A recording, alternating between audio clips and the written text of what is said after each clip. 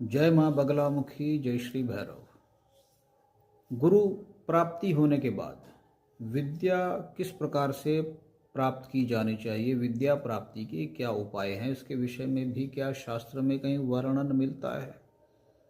तो बिल्कुल मिलता है।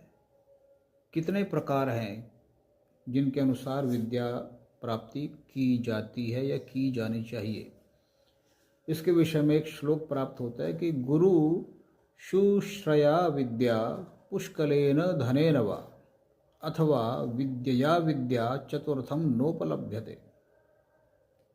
अर्थात प्रथम उपाय, प्रथम जो विधि है वो है कि सेवा शुश्रवा इत्यादि के माध्यम से गुरु की सेवा करनी चाहिए।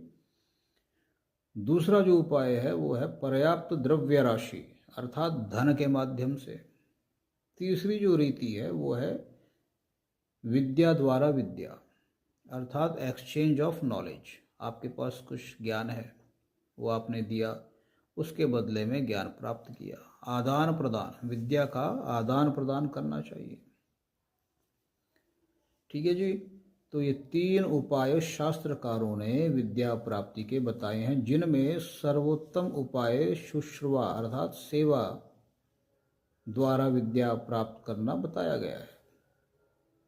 ठीक है।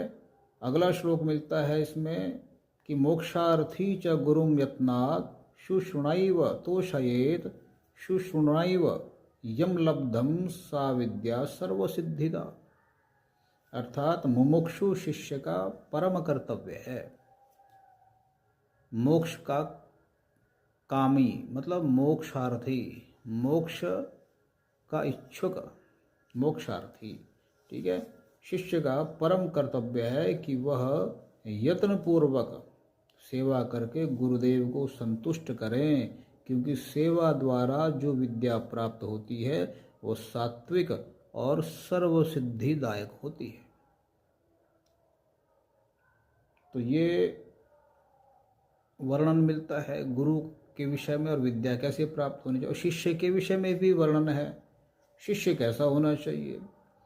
निर्भत्सरम निरालभ्यम निरालभ्यम नीतिशास्त्रम विशारदम नित्यानित्य विवेकंच नोपकल्पयेत। अर्थात जो ईर्ष्यालु ना हो, नीति शास्त्र का ज्ञाता हो, ऐसा शिष्य होना चाहिए, जिसे ज्ञान हो पहले से, जिसे रुचि हो अध्यात्म में,